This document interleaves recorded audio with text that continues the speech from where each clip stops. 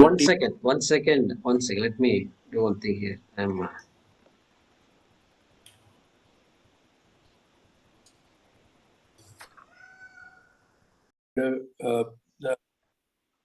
क्षेत्र क्षेत्रज्ञ विभाग योग सर्वतः पाणिपादम तत्सुरतो शिशिरो मुखम सर्वतः श्रुति मल्लोकी. Are we on the same lines?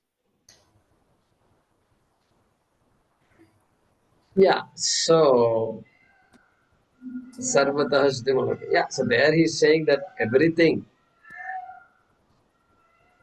all eyes, all ears, all hands, all legs, everything is the Vishwarupa of Bhagavan. Okay, like that we are saying. So here is a little different. Here, Achakshu Shrotra. So it's a very essential aspect of Brahman that is being talked about. So complementary. What you said is complementary to what we are studying here. Okay. Thank you. Who asked the question? Anirudh. Yes. Here. Right, Anirudh. Right. Sorry. Okay. Yes. Hemaji. Guruji, that Varnyante, is it a karmani prayogam? That those that are being described. Correct. Okay. And that Paranchikani, it's as you said, so that is the opposite of Avrutta Chakshu, is it? What is the opposite of Avrutta Chakshu, you are saying? Paranchikani. Yes, correct, exactly. Okay. So, Paranchikani, yeah. Okay. Sense organs directed outwards. So, Avrutta Chakshu means as though the eyes are turned inward. Inward, okay. And then that Yaha Sarvagnaha Sarvavit, that Sarvagnaha I understand Sarvam Janati, and Sarvavit also the same, Sarvam Veti, or yeah. Same. So generally the two words have mean different things. Sarvam Janati, one who knows everything, is Sarvagnaha. Sarvam Veti. So Veti, one there also is same thing. Veti also is the same word, Janati eva. But the critical difference between these two in our Shastra is Sarvam Janati means Sarvam Brahma iti Janati. Okay. Brahma eva Satyam Jagan Mithya iti Janati. Saha Sarvajnaha. Therefore, a Jnani is a Sarvajnaha. A human being Jnani is a Sarvajnaha. But Sarvam Veti applies only to Bhagavan Ishvara, which who knows everything, all the details. All the details. Brahmaji has to know all details in order to do the creation. That guy is a Sarvavit.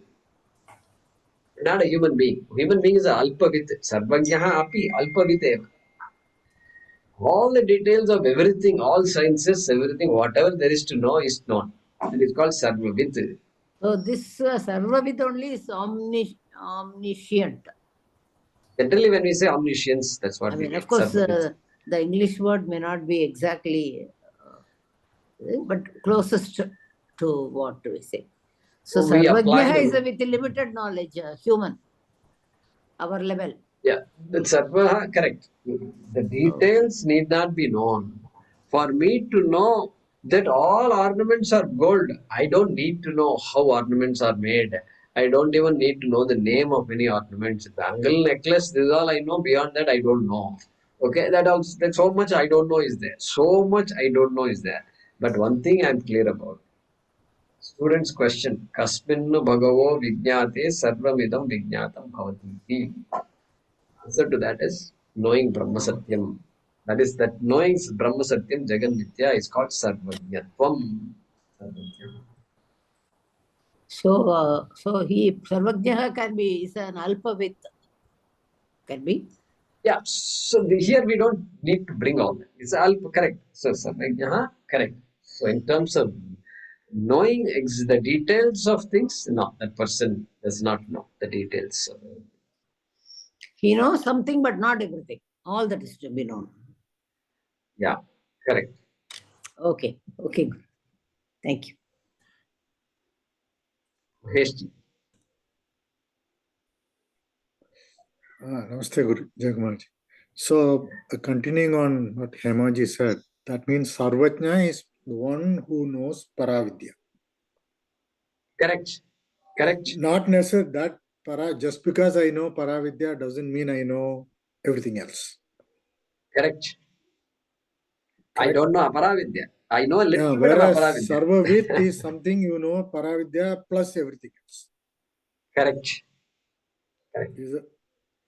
Entire field of Aparavidya known, then only that becomes a Sarvavit. Okay. In this, there was a word called Moolam. What is exactly that means? Anvayaha Moolam iti anarthantaram. Right. Anvaya means lineage. Moolam means I the know, starting but point. Moolam, what is Starting Moolam? point. Starting point. Okay. Starting point. Where did Ganga come from? Ganga comes from where? If you ask, you'll get lost. No, Gangotri. What about Gangotri? Yeah, Gangotri is a name that is given, and she does come from there. But you have to go underneath to see where she comes from and all. If you start asking, there is no end to it.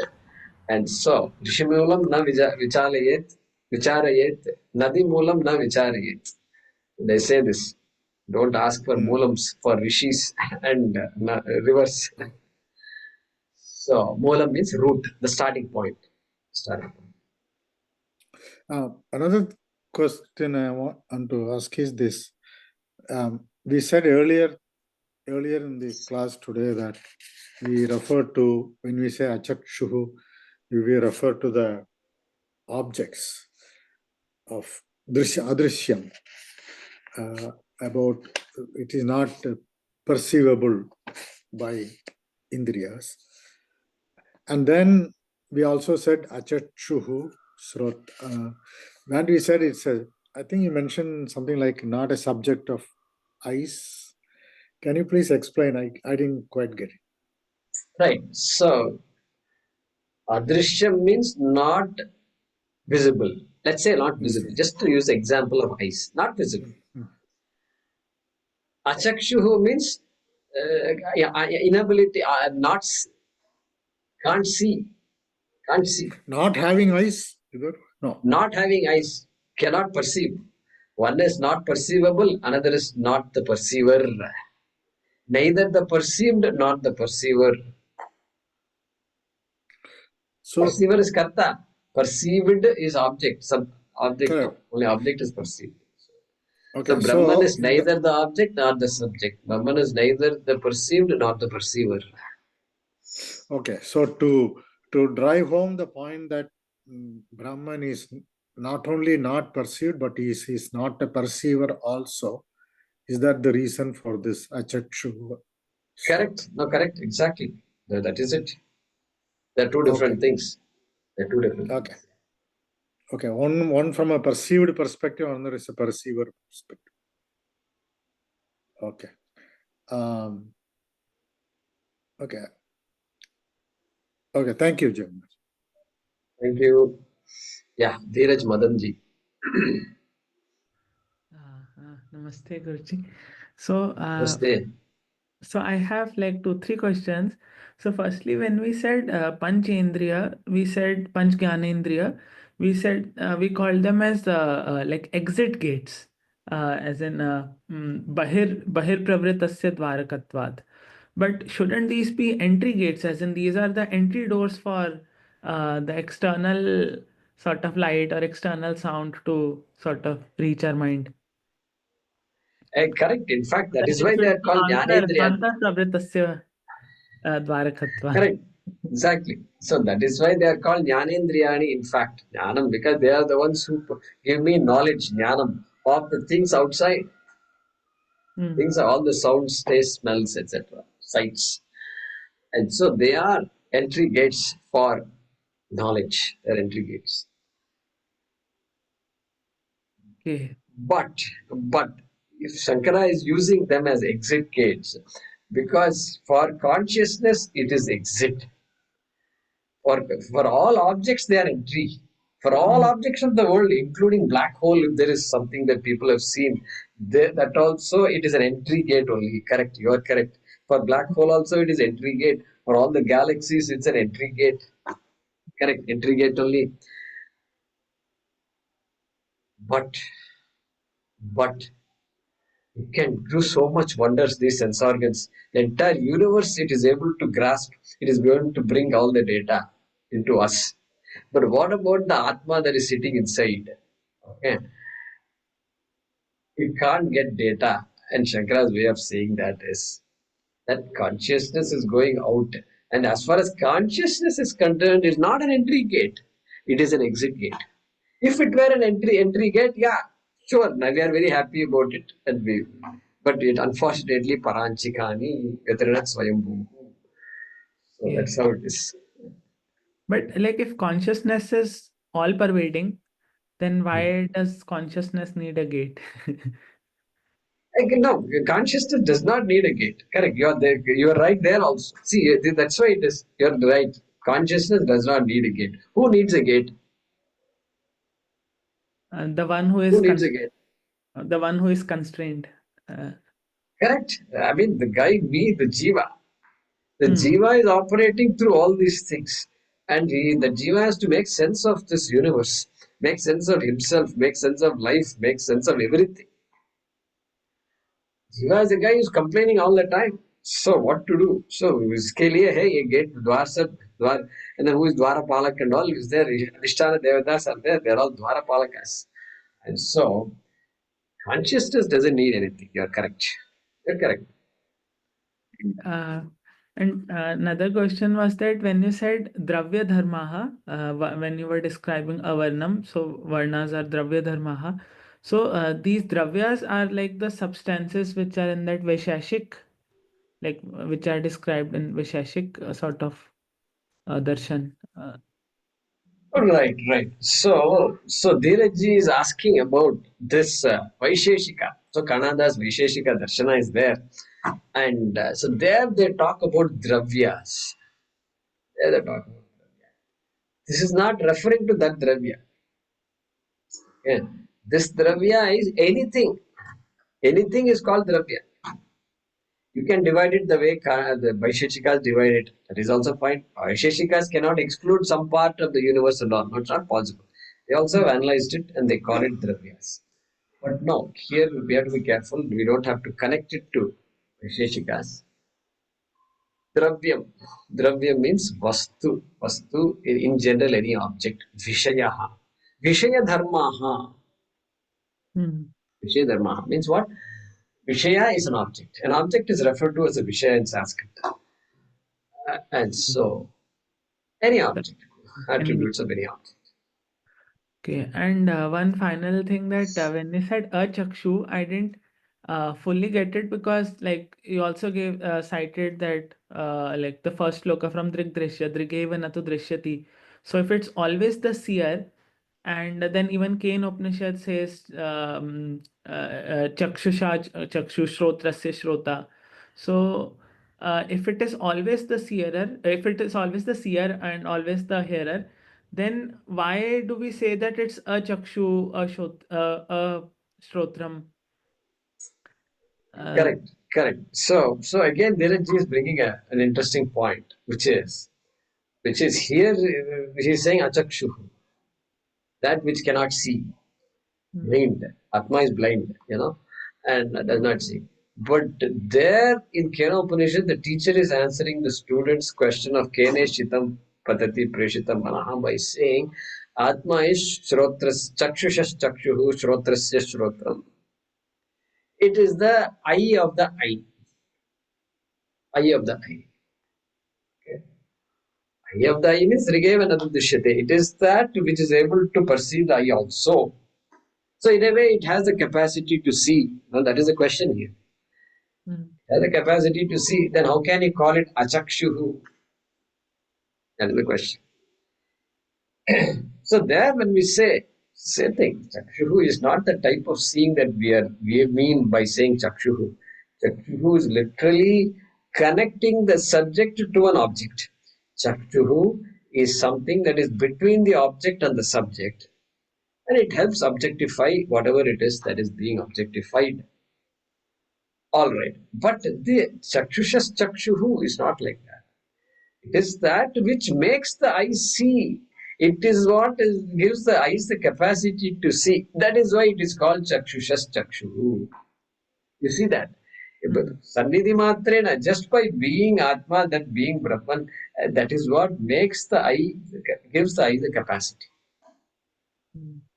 That is why it is called Chakshushas Chakshuhu, not because it is actually watching what everything I am doing. Not that kind of Chakshu. Okay, thanks. That is why it can be Chakshushas Chakshuhu. At the same time, it can be Shrotrasya Shrotram. And then it can be Manaso Manaha. The same entity is Manaso Manaha also. So that can be possible only if it actually doesn't do the job of seeing. So like, can we say it's just the screen on which like everything is appearing? So it's not actually deciding when to see or not to see. Like Chakshu, I can open or close whenever I want, but it's like the screen. So it's just like a sort of a blank background on which everything is like appearing, and by the nature of the fact that it appears here, it is seen directly. So uh, It appears to be like a background. But suppose I ask you, is that background separate from the eyes or not separate from the eyes? Suppose I ask you that question. The retina is in the back, the eyeball is in the front, the pupil is in the front. There is a distance between the pupil and retina. Okay. Like that, if you are talking about the screen that you are talking about, is it separate from the entire world, all the objects? That will be my question. so I That will be my mentioned question. like the material for the entire world. Okay, if it is a material, then the screen example, is it good or not good? I don't know. You have to tell me what you mean by screen. You are visualizing a screen? Because movie screen is there. Movie screen to hai, and movie screen is happening. They give the movie screen example a lot, right? So all the activities are happening, and like just thanu, just thiram, it is just stable. The white screen is there, unaffected by all the crime that is happening on the screen. Sometimes they give the example, which is okay, which is all right, which is good. As long as we don't create a separation, because it is a material, you said. Material cannot be separated from the creation. Correct. That's good. Thank God. That is there. And therefore, then if you say, is that material the screen? If you say, I can, then I can accept it. That material is the screen. If you say, I can accept that. Otherwise, the ordinary person looking at this will think of a screen as something in the back like this. This is a screen. Separate. And everything else is separate from the screen. Separation. Okay. So if you qualify your screen that way, then I think we should be fine. Can we also say enabler?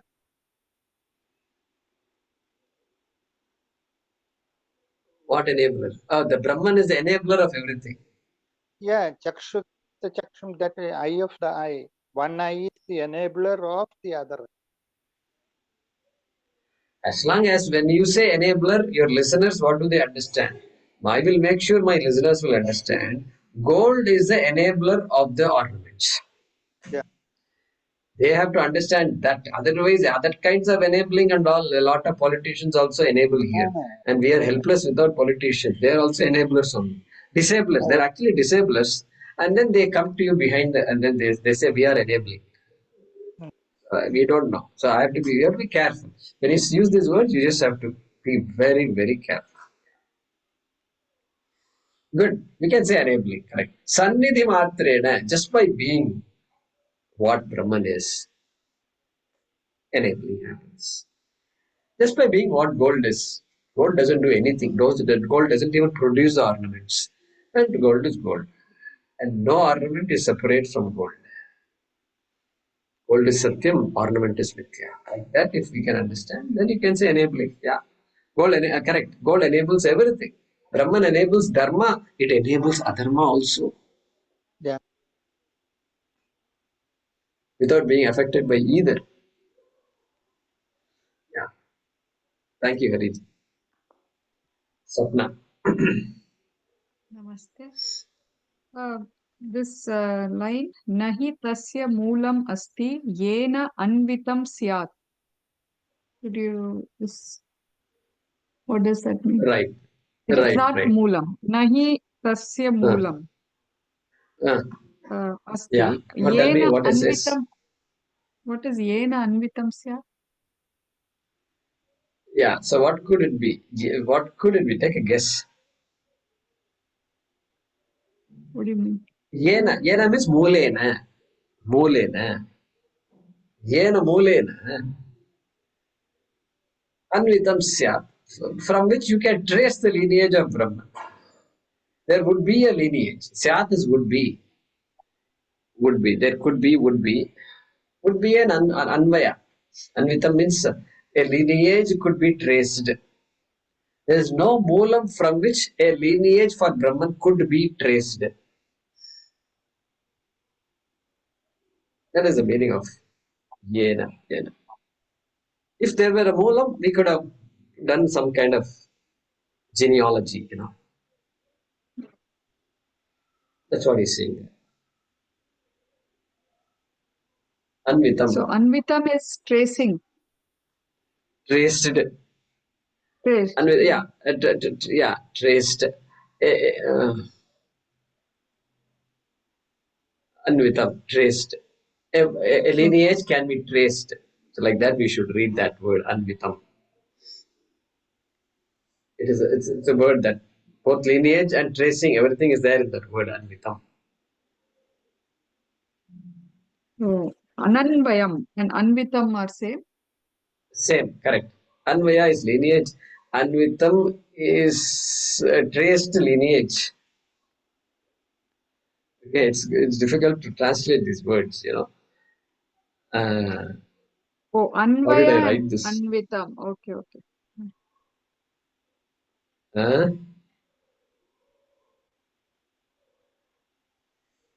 Anvitam. No, Okay, so anvaya and anvitam. look at Sorry. this. Look at this. Look at the way I've written it. Okay. For it has no root with which it can get connected.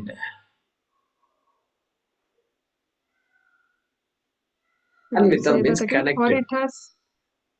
it has no root. Because it has no root. Brahman has no root to which it can get connected. Anvitam means connected. Yena anvitam sir, by which it can get connected, or to which it can get connected. Yes. Okay.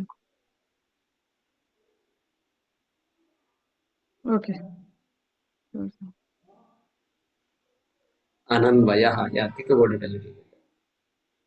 So Anvayaha you can say is lineage, and Anvitam is connection.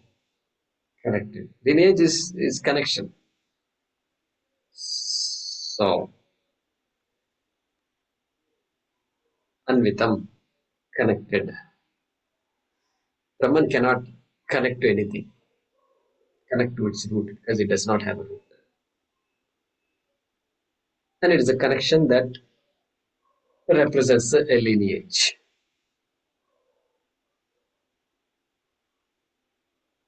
Or Anvayam can be connection also. So Ananvayam means unconnected. Agotra means unconnected. That's all.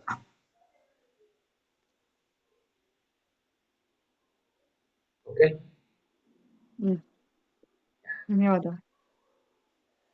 Mahesh, and then Jamaji, in the Sambandha Bhaashyam last sentence, Vakshamanam Buddho Samhritya Siddhavade Paramrisyate Ettad Iti. In that Ettad, there is a footnote in the PDF So a lot of them written there. Mostly looks like from Brahma Sutra.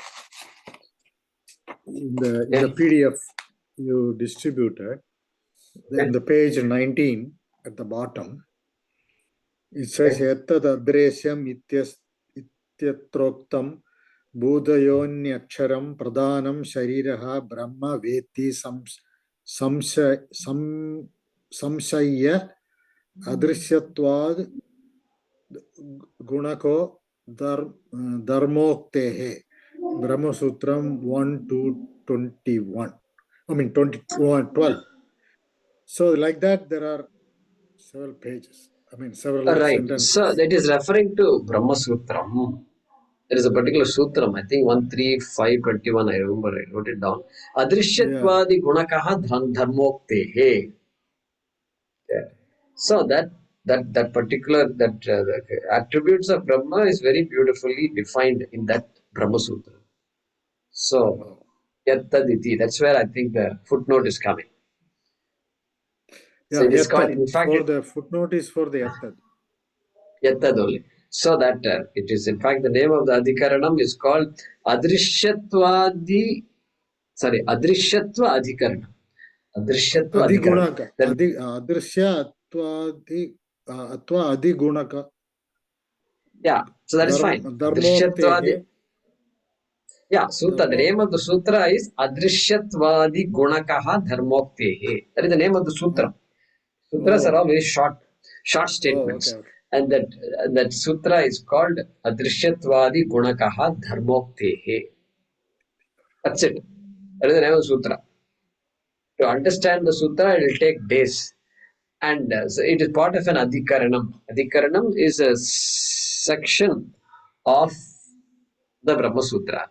And in that section, there will be other sutras also. And this is one of the sutras. Adrishyatwadi Gunakaha. And the name of that Adhikaranam, that section which has many sutras besides this, is itself called Adrishyatva Adhikaranam.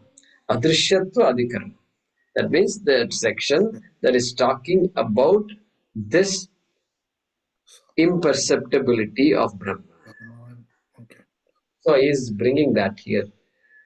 I didn't mention all that because it's just a lot of detail. Yeah, here they also mention something like Yaha Sarvajnaha Sarvavit Ityadehe Pradhani Jive Cha Asambhavat. Like that it goes. And then another Brahma Sutram 3.3.33. So one second. Asambhavad. So it is a footnote to what word in the main Same thing. text? Everything is to the yattad. Yattad. Okay, Asambhavad. What is Asambhavad? Because the same Asambhava which Shankara mentioned it. That generally for knowledge, sense organs are required, but such a thing does not apply to Brahman, Asambhavaha. Yeah, that's what is being said here. Yeah, and then another Brahma Sutram is Samana Tadbhavabhyam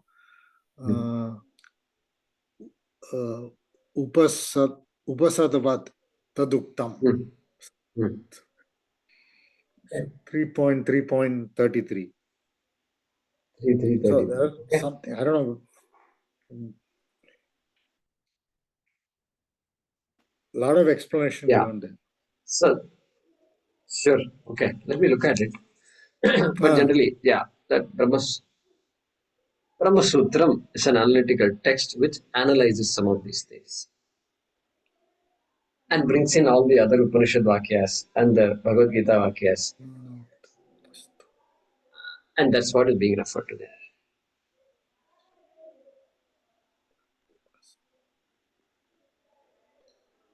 Yeah. Any other question, Maheshji? Nothing. Thank you. Thank you. Yeah. Dheeraj Madan. Yes, actually, I wanted to ask another question which I forgot to ask earlier. So when you said grahyam, so there you explained grahanam as covering. But won't grahanam mean receiving? Like for example, in Hindi or in day-to-day language, we also say grahak as the customer or one who receives. Hmm. Grahakaha. Grahakaha. So Yeah, grah dhatu. You have to look at the meanings of in this case, grasping. In this case, let's look at the Ashtadhyayi, what he says. Grah.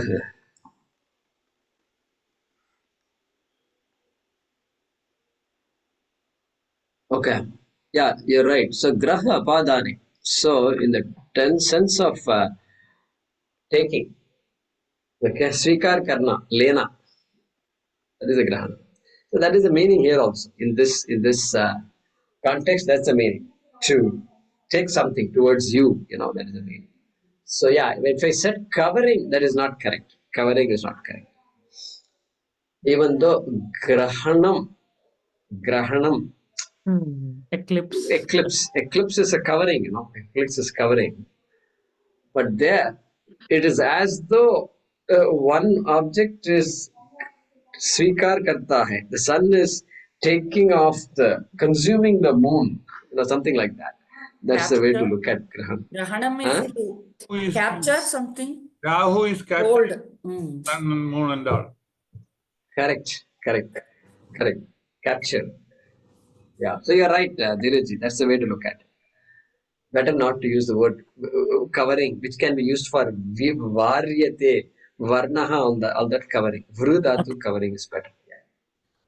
Avaranam. Covering will be avaranam, Avaranam. anavaranam. So veiling and unveiling or to cover. Avaranam and avaranam. Correct. Because vrudhatu varane. Vru is varane. So avaranam is very obvious. So this is grahanam is grinati and grahyate. Hold. Okay. Grasp. Swayamvaranam. Swayamvaram is also coming from that. Swayamvaranam. Correct. So Dheerajji, did you mention the thing about that was it time or something? I forgot now. Yes. So yeah, I thought like you mentioned that I can ask in satsang, but then I thought maybe if it's relevant for the class or not. But so Yeah. there's this book, Order of Time. So it's by a theoretical physicist. So he's Carlo Rovelli. So basically he describes, in the first few chapters, he describes, that why time is like an illusion. And if you go into the higher tools in this modern physics, like general relativity, quantum physics, there the whole notion of time, it sorts of breaks down, especially if you want to combine this quantum and this general relativity. Like if you want to go in the regime of this quantum gravity, which means that if a particle is very small, yet it is very massive, and if you want to describe physics around that, so there the whole sort of notion of time essentially breaks down. And even without going into that specific regime, even in general, there are some reasons in simple relativity theory also why time is not absolute. There are so many other things, issues with time. But then in one of the later chapters, so that's all also, which is quite common in like, let's say, in the standard physics today. But then in one of the later chapters, what he goes on to say is that how does this notion of time come about? Why do we even feel that this time is passing for us? So to describe that, what he says is that so one of the theories he quotes, it's not very like recent, it's from 1960s, 70s, that theory. So what it says is that typically when we think of time, the way physicists would describe it is that time is something under which everything is evolving, and to describe the evolution, you need to know the energy of a system. And the energy, or there is a technical word called Hamiltonian, but we can in day-to-day language we can think of it as energy. So to describe the evolution, like time is the variable which describes the evolution and it's the quantity which leads to evolution of everything is the energy. And energy, how does it come about, is that it's, at a macroscopic level, when we don't know the individual sort of state of every particle, we characterize everything, put together as an energy. So he says that if you reverse the chronology, so it's this uncertainty, or the sort of, the idea that we don't have the full information, the ignorance about the particle, which leads to energy, and that leads to sort of this evolution, or the feeling that time is passing away. So he titles that chapter like "Time is Ignorance." I'm not sure how much I'm making sense, because like I'm just able to describe what I understood, and even I probably didn't understood, like I didn't understand it fully, but from whatever I understood, I was trying to describe in 2-3 minutes. But he titles the chapter as "Time is Ignorance," which and it resonated with me, because in Advaita we always say, that Desh Kal is Maya. So and Maya, another name of Maya is Avidya. So so like it's a very different way of saying it, in the sense that he comes about it through these tools of physics, and then he says that time is an illusion, or like time is an illusion, he already said, but now he says time is ignorance, as in it's the uncertainty about the knowledge of the particles which leads to this idea of time. And he in fact quotes another physicist who took this idea very strongly, and he wrote a sort of a science fiction book of a person who has the full idea of everything in this universe, and for that person the time is not there, as in all the instances are put together. So maybe like it's just a science fiction, but maybe it might be one way in which you might describe someone who is like Sarvagya or Sarvavit here. Like it's not exactly Sarvagya, because it's Sarvagya is probably just someone who understands Brahman, but then Sarvavit who knows everything. So for that person, there is no time. Like maybe for Vishwarupa, there is no time. So that it is science fiction for people who don't know. It is not science fiction. It is real for people who know. Something like that. Yeah, yeah. Good. So time is ignorance. That's what he says. Time is Yeah. So ignorance. that's the title of that chapter, Time is Yeah. Ignorance. And it really sort of struck me, because we were like in Advaita, like maybe, Shankara would have said it 1400 years back, but maybe through a very different sort of means, through these philosophical means. And now people are realizing in physics community that, okay, time is also that same ignorance. Yeah, time is ignorance, and they have to stretch it more. Stretch it more. So time is ignorance part is actually pretty easy to figure out. Easy means Hmm. what? So if you analyze time a little bit, you know that time comes and goes. So it is not absolute. And Hmm. what is not absolute is based on ignorance. Hmm. In other words, taking something as absolute when it is not absolute is ignorance. That is what ignorance is there. Okay. And so they said time is just is a concept. It's a concept at best that we have in our heads. A deeply entrenched idea is there. Uh, and so now they have to take it to Purushartha. So that is where the catch is going to be, I think. But you can Yes. let us know. You can let us know where it's going, because I'm not in tune with all these books and latest research. But you can definitely tell us what's going on.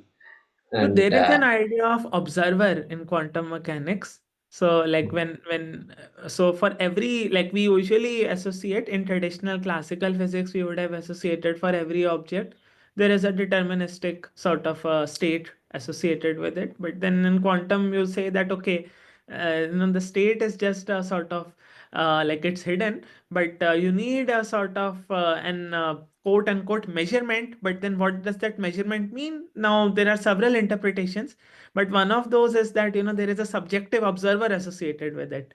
So now if you combine the idea that space time is illusion, and you combine the idea with that that there is an observer who's observing it, so then it all sorts of aligns to this Vedanta. But now it's in different pieces. As in this measurement, there is some sort of a theory associated with it, which requires subjective observer. Then there is time, there is some theory that it is an illusion. Then there is, how to explain that illusion. You explain it through ignorance. So all these ideas, they are sort of, combining together, and now they are aligning with Vedanta. But it's that, there is not sort of a complete picture. That's what now people are trying to sort of, combine different fields of physics also, because now these are sort of disparate, and you want to now combine everything in a one single theory. So that's maybe, Right. if they come up with that theory, it might have more resemblance with Vedanta, as you were saying, the Purushartha. So I don't know how it will work out, but Right. So it's good. Some of these ideas, ignorance has come. That itself is a big thing. Time has come long ago. So that's a very good thing. Uh, because unless eventually we'll have to start analyzing time and space and the reality of time and space. And so science is advancing in that area. So it's good. So in a way, we can use science to help advance our arguments also. It's not that we need science. We don't need science to advance our arguments. But if scientific progress also is aligning with us, they can't. It is a validation that science cannot disprove Vedanta. You're welcome to try and disprove. Try and disprove. We don't have a problem with that. But so far it is not. Where people are only saying science science can is. actually help us in giving a good description of Maya, at least. If not Brahman, we can use these tools to, describe what is not the truth. If, ultimately, we can say that, what is sort of not the subject is not the truth also. So in some sense, we can sort of reach towards Vedanta, but then ultimately we'll have to go back to the knowledge of Brahman, because it can give the knowledge of Anatma, but how to get to that knowledge of Brahman, that is what Vedanta will tell us. Correct. Yeah, good. Very interesting. We want, so that then the question now becomes, is all this thing that you said and what he said in the book and time is ignorance, etc., is it para vidya or apara vidya? Suppose we ask ourselves the question, where will I put, which bucket will I put this in? Which bracket will I put it in? Where will you put it? No, it's Aparavidya, but maybe we'll use these tools from Aparavidya to sort of as a stepping stone to Paravidya. Like as you were saying, no, you can strengthen the arguments for Vedanta using these tools now. Good. I'll be very interested to know what's going on, Dheeraj bhai. Anything new you find out, you let us know. Yeah. No, that book I think is sort of there, like it's a small book, like 150, 200 pages, and like it's short book, like, and loosely spaced font. So Dheeraj, could you please repeat the name of the book and the author, please? yes, sure. It's Order of Time by Carlo Rovelli. If you're interested, I can post sort of an Amazon link if you want. Please. Sure. Okay. Thank you so much. Very good. Thank you. And I'll have to go now. But so keep us in the loop, Dheeraj, on these developments. No, I'm also not an expert. But That's yeah, okay. It's good. These are all not straightforward topics, so we have to keep listening to it again and again. Thank you. Thank you. So where are you located, Dheeraj ji? I'm in Delhi. Okay. Delhi. Okay. What are you doing there? So I work at one of so I work at IBM as a research scientist. Very good. Good to see you, and we'll continue talking. Okay. Thank you. Thank you. Om Namo Bhagavate Vasudevaya Dhanvantaraye Amrita Kalasha Hastaya Sarvamaya Vinashanaya त्रैलोक्यनाथाय Shri महाविष्णवे नमः. धन्यवादः. Thank you. धन्यवादः. Thank you all very much. ಧನ್ಯವಾದ IBM Guruji. office here? ಧನ್ಯವಾದ. Dheerajji, Thank you. IBM has an office here now? Dheerajji, IBM has an office in India now? They have it like, I think from last 25, 30 years. It was thrown out in 1976.